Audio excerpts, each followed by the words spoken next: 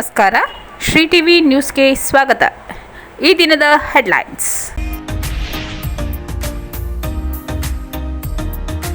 ಕುಡಿಯುವ ನೀರು ಸಮಸ್ಯೆ ಇರುವ ಗ್ರಾಮಗಳಿಗೆ ಪರ್ಯಾಯ ವ್ಯವಸ್ಥೆ ಮೂಲಕ ನೀರು ಪೂರೈಸಿ ಜಿಲ್ಲಾ ಉಸ್ತುವಾರಿ ಸಚಿವರಾದ ಕೆ. ವೆಂಕಟೇಶ್ ಸೂಚನೆ.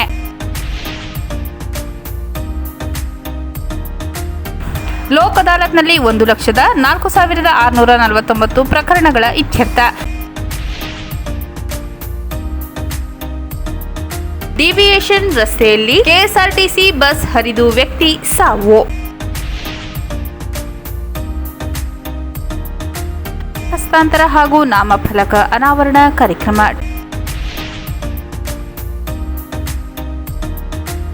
ಅಪರಾಧ ತಡೆಗಟ್ಟಲು ಸಾರ್ವಜನಿಕರ ಸಹಕಾರ ಅತ್ಯಗತ್ಯ.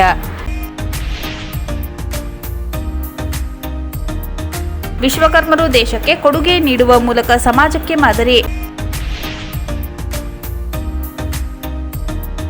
ಚಾಮರಾಜನಗರ ವಿಶ್ವವಿದ್ಯಾನಿಲಯ ದೈಹಿಕ ವಿಭಾಗದ ಅಂತಾರಾಜ್ಯ ಕ್ರೀಡಾಪಟುಗಳ ಆಯ್ಕೆ. ಕುಡಿಯುವ ನೀರು ಸಮಸ್ಯೆ ಇರುವ ಗ್ರಾಮಗಳಿಗೆ ಪರ್ಯಾಯ ವ್ಯವಸ್ಥೆ ಮೂಲಕ ನೀರು ಪೂರೈಸಿ ಜಿಲ್ಲಾ ಉಸ್ತುವಾರಿ ಸಚಿವರಾದ ಕೆ. ವೆಂಕಟೇಶ್ ಸೂಚನೆ. ನಗರದ ಜಿಲ್ಲಾಧಿಕಾರಿ ಕಚೇರಿ ಸಭಾಂಗಣದಲ್ಲಿಂದು ಕುಡಿಯುವ ನೀರು, ಜಾನುವಾರುಗಳ ಮೇವು, ಮಳೆ ಬೆಳೆ, ಪ್ರಕೃತಿ ವಿಕೋಪ ಸೇರಿದಂತೆ ಇತರ ವಿಷಯಗಳ ಕುರಿತು ಪ್ರಗತಿ ಪರಿಶೀಲನಾ ಸಭೆ ಅಧ್ಯಕ್ಷತೆ ವಹಿಸಿ ಮಾತನಾಡಿದ ಉಸ್ತುವಾರಿ ಸಚಿವರಾದ ಕೆ. ವೆಂಕಟೇಶ್ ರವರು ಕುಡಿಯುವ ನೀರಿನ ತೊಂದರೆ ಎದುರಿಸುತ್ತಿರುವ ಗ್ರಾಮಗಳ ವಿವರ ಪಡೆದ ಜಿಲ್ಲಾ ಉಸ್ತುವಾರಿ ಸಚಿವರು ಎಲ್ಲೆಲ್ಲಿ ಕುಡಿಯುವ ನೀರಿನ ಅಭಾವ ಇದೆಯೋ ಅಂತಹ ಸ್ಥಳಗಳಿಗೆ ಲಭ್ಯವಿರುವ ನೀರಿನ ಮೂಲಗಳಿಂದ ನೀರು ಸರಬರಾಜು ಮಾಡಬೇಕು. ಹೆಚ್ಚು ಹಣ ವೆಚ್ಚವಾದರೂ ಪರವಾಗಿಲ್ಲ, ಜನರಿಗೆ ನೀರು ಪೂರೈಸುವುದು ನಮ್ಮೆಲ್ಲರ ಜವಾಬ್ದಾರಿ. ಅಂತರ್ಜಲ ಮಟ್ಟ ಹೆಚ್ಚು ಇರುವ ಕೊಳವೆ ಬಾವಿಗಳಿಂದ ಪೈಪ್ಲೈನ್ ಮುಖಾಂತರ ಸಮಸ್ಯೆ ಇರುವ ಗ್ರಾಮಗಳಿಗೆ ನೀರು ಪೂರೈಸಬೇಕೆಂದು ಉಸ್ತುವಾರಿ ಸಚಿವರು ತಿಳಿಸಿದರು. ನೀರಿನ ಸಮಸ್ಯಾತ್ಮಕ ಗ್ರಾಮಗಳ ವ್ಯಾಪ್ತಿಯಲ್ಲಿ ಸ್ಥಳೀಯ ಗ್ರಾಮ ಪಂಚಾಯತಿ ಅಭಿವೃದ್ಧಿ ಪ್ರತಿನಿಧಿಗಳನ್ನು ಆಹ್ವಾನಿಸಿ ಸಭೆ ನಡೆಸಬೇಕು. ನೀರಿನ ತೊಂದರೆ ಪರಿಹರಿಸುವ ಸಂಬಂಧ ಅವರಿಂದಲೂ ಅಭಿಪ್ರಾಯ ಪಡೆದು ಎಲ್ಲರನ್ನು ವಿಶ್ವಾಸಕ್ಕೆ ತೆಗೆದುಕೊಂಡು ನೀರಿನ ಸಮಸ್ಯೆ ಬಗೆಹರಿಸಬೇಕು ಎಂದರು. ಹೆಚ್ಚು ಅನುದಾನ ಅಗತ್ಯವಿದ್ದಲ್ಲಿ ಉನ್ನತ ಮಟ್ಟದಲ್ಲಿ ಗಮನಕ್ಕೆ ತಂದು ಪಡೆದುಕೊಳ್ಳಬೇಕು. ಒಟ್ಟಾರೆ ಯಾವುದೇ ದೂರುಗಳು ಬಾರದಂತೆ ಸಮರ್ಪಕವಾಗಿ ಕುಡಿಯುವ ನೀರು ಒದಗಿಸಬೇಕೆಂದು ಸಚಿವರು ನಿರ್ದೇಶನ ನೀಡಿದರು. ಜಲಜೀವನ್ ಮಿಷನ್ ಕುಡಿಯುವ ನೀರಿನ ಯೋಜನೆ ಪ್ರಗತಿ ಕುರಿತು ಪರಿಶೀಲಿಸಿದ ಉಸ್ತುವಾರಿ ಸಚಿವರು ತ್ವರಿತವಾಗಿ ಯೋಜನೆ ಪೂರ್ಣಗೊಳಿಸಬೇಕು. ಹನೂರು ಭಾಗದಲ್ಲಿ 2ನೇ ಹಂತದ ಕುಡಿಯುವ ನೀರಿನ ಯೋಜನೆಗಿರುವ ತೊಡಕುಗಳನ್ನು ಪರಿಹರಿಸಿಕೊಳ್ಳಬೇಕು.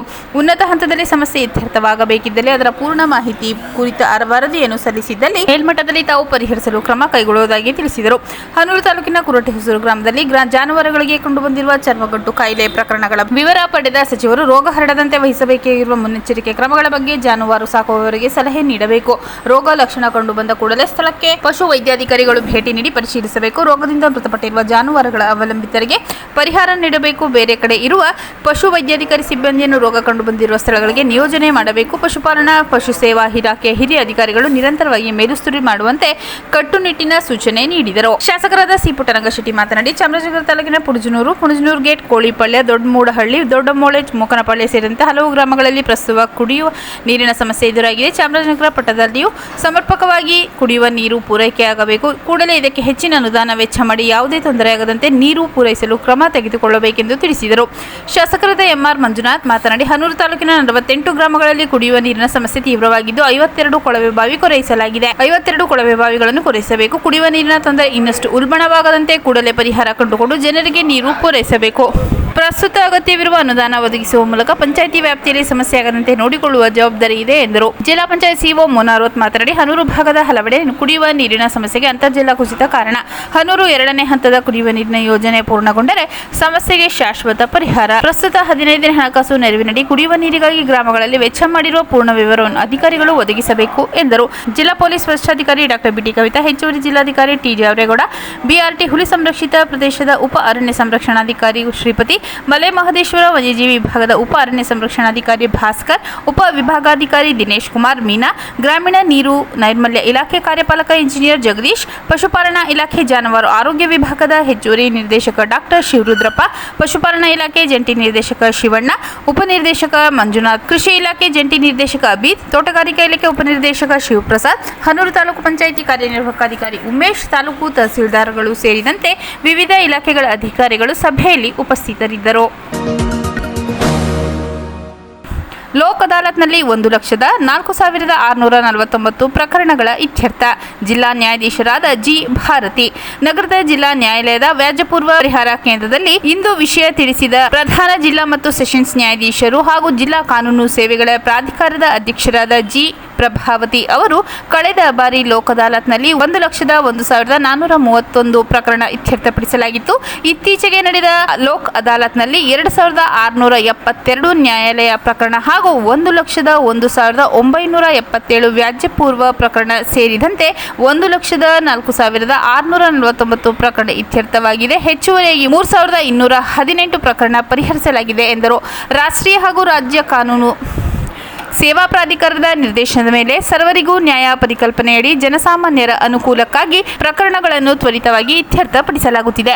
ಈ ನಿಟ್ಟಿನಲ್ಲಿ ಜಿಲ್ಲಾ ಕಾನೂನು ಸೇವಾ ಪ್ರಾಧಿಕಾರ ಸೇರಿದಂತೆ ಜಿಲ್ಲೆಯ ತಾಲೂಕು ಕಾನೂನು ಸೇವಾ ಪ್ರಾಧಿಕಾರಗಳಲ್ಲಿ ಎಲ್ಲ ರೀತಿಯ ಸಿವಿಲ್, ರಾಜ್ಯಯೋಗ್ಯ, ಕ್ರಿಮಿನಲ್ ಪ್ರಕರಣ ಸೇರಿದಂತೆ ಇತರ ಪ್ರಕರಣಗಳನ್ನು ರಾಜಿ ಸಂಧಾನದ ಮೂಲಕ ಪರಿಹರಿಸಲು ಮೆಗಾ ಲೋಕ್ ಅದಾಲತ್ ಏರ್ಪಡಿಸಲಾಗಿತ್ತೆಂದು ಜಿಲ್ಲಾ ನ್ಯಾಯಾಧೀಶರು ತಿಳಿಸಿದರು.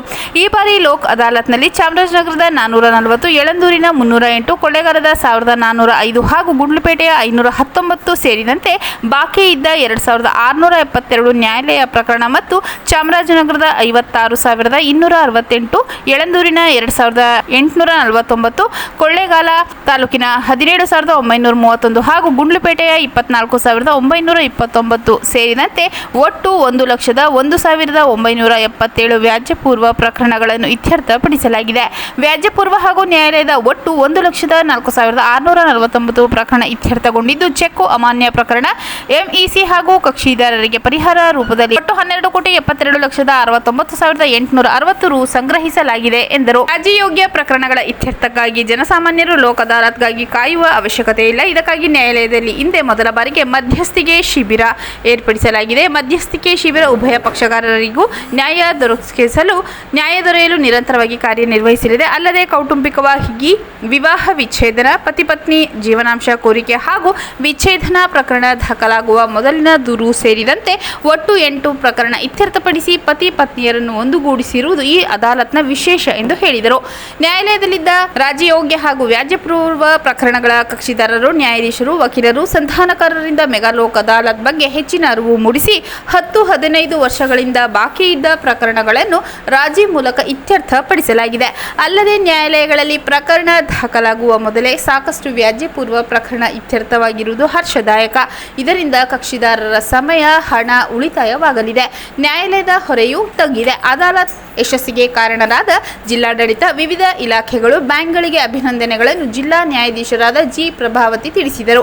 ಹಿರಿಯ ಸಿವಿಲ್ ನ್ಯಾಯಾಧೀಶರು ಹಾಗೂ ಜಿಲ್ಲಾ ಕಾನೂನು ಸೇವೆಗಳ ಪ್ರಾಧಿಕಾರದ ಸದಸ್ಯ ಕಾರ್ಯದರ್ಶಿ ಈಶ್ವರ್, ಮುಖ್ಯ ನ್ಯಾಯಿಕ ದಂಡಾಧಿಕಾರಿ ಸಿ. ಡಿ. ಪ್ರಕಾಶ್, ಜಿಲ್ಲಾ ವಕೀಲರ ಸಂಘದ ಉಪಾಧ್ಯಕ್ಷ ರಂಗಸ್ವಾಮಿ ಸೇರಿದಂತೆ ಇತರರು ಈ ಸಂದರ್ಭದಲ್ಲಿ ಉಪಸ್ಥಿತರಿದ್ದರು. ವ್ಯಾಜ್ಯಪೂರ್ವ ಪ್ರಕರಣ ಬಂದರೆ PLC ಮ್ಯಾಟರ್ಸಲ್ಲಿ ಸುಮಾರು 1,01,977 ಕೇಸ್ಗಳು ಕ್ಲೋಸ್ ಆಗಿದೆ. ಸೊ ಈ ಎಲ್ಲ ಟೋಟಲ್ ನೋಡಿದಾಗ 1,04,649 ಕೇಸ್ಗಳು ಪೂರ್ವ ವ್ಯಾಜ್ಯ ಮತ್ತು ಕೇಸಸ್ ಕೋರ್ಟಲ್ಲಿ ಪೆಂಡಿಂಗ್ ಇರುವಂಥ ಕೇಸ್ಗಳು. ಇದೆಲ್ಲ ನೋಡಿದಾಗ ಇಷ್ಟು ಡಿವಿಯೇಷನ್ ರಸ್ತೆಯಲ್ಲಿ ಕೆಎಸ್ಆರ್ಟಿಸಿ ಬಸ್ ಹರಿದು ವ್ಯಕ್ತಿ ಸಾವು. ಕೆಎಸ್ಆರ್ಟಿಸಿ ಬಸ್ ಹರಿದು ವ್ಯಕ್ತಿಯೋರ್ವ ಸ್ಥಳದಲ್ಲೇ ಮೃತಪಟ್ಟಿರುವ ಘಟನೆ ಚಾಮರಾಜನಗರದಲ್ಲಿಂದು ನಡೆದಿದೆ. ತಾಲೂಕಿನ ಕಾಡಹಳ್ಳಿ ಗ್ರಾಮದ ಶಿವಮಲ್ಲು ಮೃತ ದುರ್ದೈವಿ. ಕೆಎಸ್ಆರ್ಟಿಸಿ ಬಸ್ ನಿಲ್ದಾಣದ ಬಳಿಯ ಡಿವಿಯೇಷನ್ ರಸ್ತೆಯಲ್ಲಿ ಘಟನೆ ನಡೆದಿದ್ದು, ಬಸ್ ನಿಲ್ದಾಣದಿಂದ ಕೊಳ್ಳೇಗಾಲಕ್ಕೆ ತೆರಳುತ್ತಿದ್ದ ಸಾರಿಗೆ ಬಸ್ನ ಹಿಂಬದಿ ಚಕ್ರಕ್ಕೆ ಬೈಕ್ನಲ್ಲಿ ತೆರಳುತ್ತಿದ್ದ ಶಿವಮಲ್ಲು ಸಿಲುಕಿದ್ದಾರೆ ಎನ್ನಲಾಗಿದೆ. ಚಕ್ರ ಹರಿದ ಪರಿಣಾಮ ಶಿವಮಲ್ಲು ಸ್ಥಳದಲ್ಲಿಯೇ ಮೃತಪಟ್ಟಿದ್ದು, ವಿಷಯ ತಿಳಿದು ಸ್ಥಳಕ್ಕಾಗಮಿಸಿದ ಚಾಮರಾಜನಗರ ಸಂಚಾರ ಪೊಲೀಸ್ ಠಾಣೆಯ ಪೊಲೀಸರು ಮೃತ ದೇಹವನ್ನು ಮರಣೋತ್ತರ ಪರೀಕ್ಷೆಗೆ ಸಿಮ್ಸ್ ಶವಾಗಾರಕ್ಕೆ ರವಾನಿಸಿದ್ದಾರೆ. ಬಸ್ ಬೈಕ್ ಅನ್ನು ವಶಕ್ಕೆ ಪಡೆದು ಮುಂದಿನ ಕ್ರಮ ಕೈಗೊಂಡಿದ್ದಾರೆ. ಮೃತರಿಗೆ ಪತ್ನಿ ಹಾಗೂ 2 ವರ್ಷದ ಮಗುವಿದೆ ಎಂದು ತಿಳಿದು ಬಂದಿದೆ.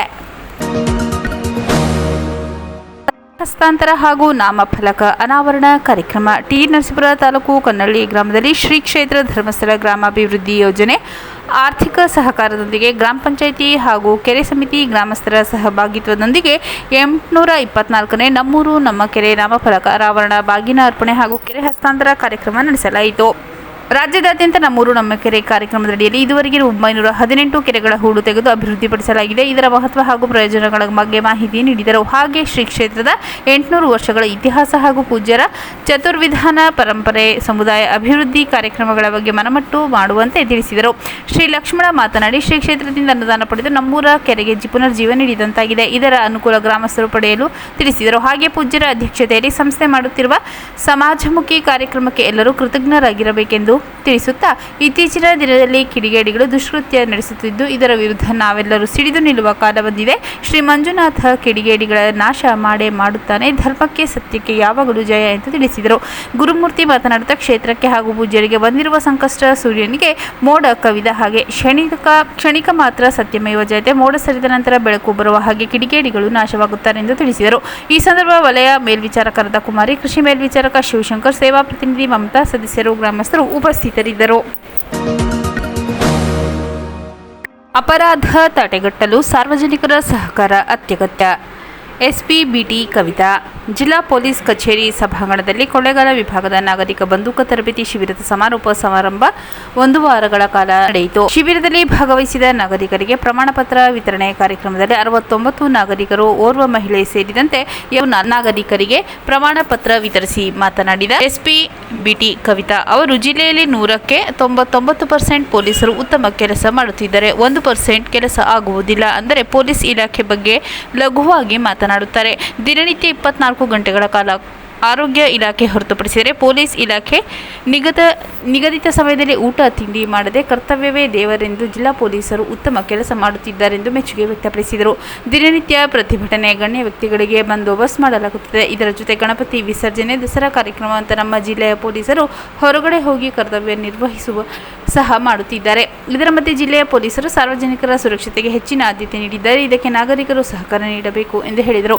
ತರಬೇತಿ ಪಡೆದ ನಾಗರಿಕರು ಯಾವುದೇ ವೈಯಕ್ತಿಕ ದ್ವೇಷವಾಗಲಿ, ನಾಗರಿಕರಿಗೆ ನನ್ನ ಹತ್ರ ಪಿಸ್ತೂಲ್ ಇದೆ, ಲೈಸೆನ್ಸ್ ಇದೆ ಎಂದು ಬೆದರಿಕೆ ಹಾಕಬಾರದು. ಜಿಲ್ಲಾ ಪೊಲೀಸ್ ಮಾರ್ಗಸೂಚಿಯಲ್ಲಿ ಏನು ನಿಮಗೆ ನಿರ್ಬಂಧ ಹಾಕಿದ್ದರೂ ಅದರ ಬಗ್ಗೆ ಮಾಹಿತಿ ತಿಳಿದುಕೊಂಡು ಬಳಸಬೇಕೆಂದು ತಿಳಿಸಿದರು. ಜಿಲ್ಲೆಯಲ್ಲಿರುವ ಜಿಲ್ಲಾ ಪೊಲೀಸ್ ಠಾಣೆಗಳಲ್ಲಿ ನಾಗರಿಕರು ತಮ್ಮ ಕಷ್ಟ ಹೇಳಿಕೊಳ್ಳಲು ಬಂದಾಗ ಅವರನ್ನು ನಗುಮುಖದಿಂದ ಮಾತನಾಡಿಸಿ ಅವರ ದೂರು ಸ್ವೀಕಾರ ಮಾಡಿ ಸಮಸ್ಯೆ ಬಗೆಹರಿಸಬೇಕೆಂದು ಪೊಲೀಸ್ ಅಧಿಕಾರಿಗಳಿಗೆ ಸೂಚನೆ ನೀಡಿದರು. DRDY SP Somanna, Kollegal DYSP Dharmendra, police sub inspector, ಸಿಬ್ಬಂದಿ ವರ್ಗ, ತರಬೇತುದಾರರು ಹಾಜರಿದ್ದರು. ವಿಶ್ವಕರ್ಮರು ದೇಶಕ್ಕೆ ಕೊಡುಗೆ ನೀಡುವ ಮೂಲಕ ಸಮಾಜಕ್ಕೆ ಮಾದರಿ. ವಿ. ಶ್ರೀನಿವಾಸ್ ಪ್ರಸಾದ್. ನಗರದ ಮಂಟೇಸ್ವಾಮಿ ದೇವಸ್ಥಾನದಲ್ಲಿ ಆಯೋಜಿಸಲಾಗಿದ್ದ ವಿಶ್ವಕರ್ಮ ದಿನಾಚರಣೆಯಲ್ಲಿ ವಿಶ್ವಕರ್ಮ ಭಾವಚಿತ್ರಕ್ಕೆ ಪುಷ್ಪಾರ್ಚನೆ ಸಲ್ಲಿಸಿ ನಂತರ ಮಾತನಾಡಿದ ಜಿಲ್ಲಾ ವಿಶ್ವಕರ್ಮ ಸಮಾಜದ ಮುಖಂಡರಾದ ವಿ. ಶ್ರೀನಿವಾಸ್ ಪ್ರಸಾದ್ ರವರು, ವಿಶ್ವಕರ್ಮರು ದೇಶದ ಸ್ವಾಭಿಮಾನದ ಸಂಕೇತ. ಶಿಲ್ಪಕಲೆ, ಗಣಿತ, ವಿಜ್ಞಾನ ಸೇರಿದಂತೆ ಹಲವು ಕ್ಷೇತ್ರಗಳಲ್ಲಿ ತಮ್ಮ ಸಾಧನೆ ಮಾಡುವ ಮೂಲಕ ತಮ್ಮದೇ ಆದ ಛಾಪು ಮೂಡಿಸಿ ವಿಶ್ವ ಮಾನ್ಯತೆಗೆ ಕಾರಣರಾಗಿದ್ದಾರೆಂದರು. ತ್ರೇತಾಯುಗ, ದ್ವಾಪರ ಯುಗದಿಂದ ಇಲ್ಲಿಯವರೆಗೂ ಸಹ ನಮ್ಮ ಸಮಾಜದಲ್ಲಿ ಹಲವಾರು ಸುಂದರವಾದ ಕಲಾಕೃತಿಗಳು, ಅರಮನೆ, ದೇವಸ್ಥಾನಗಳನ್ನು ಉತ್ತಮವಾಗಿ ನಿರ್ಮಾಣ ಮಾಡುತ್ತಾ ಬಂದಿರುವುದು ಸಂತಸದ ವಿಷಯ. ನಮ್ಮ ಸಮಾಜ ಶತಮಾನಗಳಿಂದ ಅಪಾರ ಸಾಧನೆ ಮಾಡಿದ್ದರೂ ಈವರೆಗೆ ದೊರೆಯಬೇಕಾದ ಮೂಲ ಸೌಲಭ್ಯ ಇಂದಿಗೂ ದೊರೆಯದೆ ನಾವು ಹಿಂದುಳಿದಿರುವುದು ಬೇಸರದ ಸಂಗತಿ ಎಂದು ತಿಳಿಸಿದರು. ನಮ್ಮಲ್ಲಿರುವ ಶಿಕ್ಷಣ ಕೊರತೆಯಿಂದ ನಾವು ಸಮಾಜದ ಮುಖ್ಯ ವಾಹಿನಿಗೆ ಬರಲು ಸಾಧ್ಯವಾಗುತ್ತಿಲ್ಲ. ವಿಶ್ವಕರ್ಮ ಸಮಾಜದ ಪ್ರತಿಯೊಬ್ಬ ಪೋಷಕನೂ ಸಹ ತಮ್ಮ ಮಕ್ಕಳಿಗೆ ಉನ್ನತ ಶಿಕ್ಷಣ ಕೊಡಿಸಿ ಉನ್ನತ ಹುದ್ದೆಗಳನ್ನು ಅಲಂಕರಿಸುವುದರ ಜೊತೆಗೆ ಮುಖ್ಯ ವಾಹಿನಿಗೆ ಬರಬೇಕೆಂದರು. ಸರ್ಕಾರ ನಮ್ಮ ಸಮಾಜವನ್ನು ಗುರುತಿಸುವ ಮೂಲಕ ಸಮುದಾಯವನ್ನು ಮೇಲೆತ್ತುವ ಕೆಲಸ ಮಾಡಬೇಕೆಂದರು. ನಮಗೆ ನಮ್ಮ ಸಮಾಜದ ಅಭಿವೃದ್ಧಿಗೆ ಎಲ್ಲರೂ ಒಗ್ಗಟ್ಟಾಗಿ ಹೋರಾಡಬೇಕು. ಇದಕ್ಕೆ ಎಲ್ಲರ ಸಹಕಾರ ಅತ್ಯಗತ್ಯ. ನಮ್ಮ ಸಂಸ್ಕಾರ, ಸಂಸ್ಕೃತಿಯನ್ನು ಬಿಂಬಿಸುವುದರ ಜೊತೆಗೆ ಸಮಾಜದಲ್ಲಿ ಉತ್ತಮ ಹೆಸರು ಗಳಿಸಬೇಕೆಂದರು. ಈ ಸಂದರ್ಭದಲ್ಲಿ ರಮೇಶ್ ಆಚಾರ್, ರೇಣುಕೇಶ್, ಸಿ ನಾಗರಾಜ್, ಬಾಬು ನಾಗೇಂದ್ರ ಪ್ರಸಾದ್, ಕಾಶಿ ನಾಗೇಂದ್ರ ಪ್ರಸಾದ್, ಶ್ರೀಕಂಠ ಆಚಾರ್, ಪ್ರಭು ನಟರಾಜ್, ಆಟೋ ನಟರಾಜ್, ಪ್ರಭು ಆಚಾರ್, ರುದ್ರಸ್ವಾಮಿ, ವಿ ಗಿರೀಶ್, ಸೋಮಶೇಖರ್, ಸ್ಟುಡಿಯೋ ಸ್ವಾಮಿ, ನಂದೀಶ್ ಮಲ್ಲಣ್ಣಾಚಾರ್, ಶಶಿರೇಖಾ, ರೂಪಾ, ನಂದಿತಾ ಸೇರಿದಂತೆ ಇತರರು ಹಾಜರಿದ್ದರು.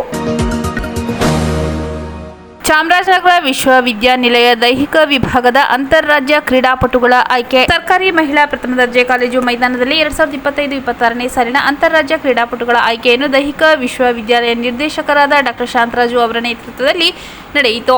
ಈ ವೇಳೆ ನಿರ್ದೇಶಕರಾದ ಶಾಂತರಾಜು ಮಾತನಾಡಿ, ಚಾಮರಾಜನಗರ ವಿಶ್ವವಿದ್ಯಾನಿಲಯದ ವತಿಯಿಂದ ವಾಲಿಬಾಲ್, ಕಬಡ್ಡಿ, ಥ್ರೋಬಾಲ್, ಬ್ಯಾಡ್ಮಿಂಟನ್ ಕ್ರೀಡೆಗಳಲ್ಲಿ ಅಖಿಲ ಭಾರತ ಅಂತಾರಾಜ್ಯ ಕ್ರೀಡಾಕೂಟಕ್ಕೆ ಆಯ್ಕೆ ಪ್ರಕ್ರಿಯೆ ನಡೆಸುತ್ತಿದ್ದು, ವಾಲಿಬಾಲ್ ತಂಡದ ಆಯ್ಕೆಯಲ್ಲಿ 45ಕ್ಕೂ ಹೆಚ್ಚು ಕ್ರೀಡಾಪಟುಗಳು ಭಾಗವಹಿಸಿದ್ದು, ಸಮಿತಿ ಪ್ರಕ್ರಿಯೆ ತೀರ್ಮಾನದಂತೆ ಆಯ್ಕೆ ಮಾಡಲಾಗುತ್ತದೆ ಎಂದು ತಿಳಿಸಿದರು. ಈ ಸಂದರ್ಭದಲ್ಲಿ doctor Mahadevaswamy BS, doctor Jayashankar, Puttaraju, SJ Malluswamy, ಪತ್ರಕರ್ತರ ಸಂಘದ ಜಿಲ್ಲಾಧ್ಯಕ್ಷ ಬಂಗಾರು ಹಾಜರಿದ್ದರು.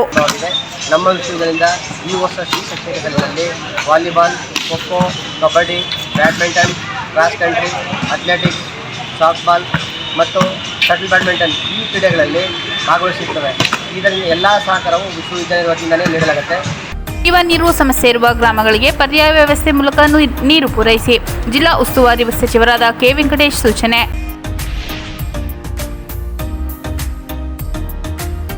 ಲೋಕ್ ಅದಾಲತ್ನಲ್ಲಿ 1,04,649 ಪ್ರಕರಣಗಳ ಇತ್ಯರ್ಥ. ಡಿವಿಯೇಷನ್ ರಸ್ತೆಯಲ್ಲಿ ಕೆಎಸ್ಆರ್ಟಿಸಿ ಬಸ್ ಹರಿದು ವ್ಯಕ್ತಿ ಸಾವು. ಹಸ್ತಾಂತರ ಹಾಗೂ ನಾಮಫಲಕ ಅನಾವರಣ ಕಾರ್ಯಕ್ರಮ.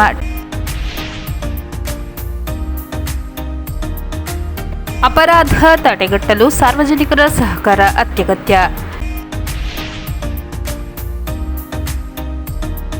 ವಿಶ್ವಕರ್ಮರು ದೇಶಕ್ಕೆ ಕೊಡುಗೆ ನೀಡುವ ಮೂಲಕ ಸಮಾಜಕ್ಕೆ ಮಾದರಿ. ಚಾಮರಾಜನಗರ ವಿಶ್ವವಿದ್ಯಾನಿಲಯ ದೈಹಿಕ ವಿಭಾಗದ ಅಂತಾರಾಜ್ಯ ಕ್ರೀಡಾಪಟುಗಳ ಆಯ್ಕೆ.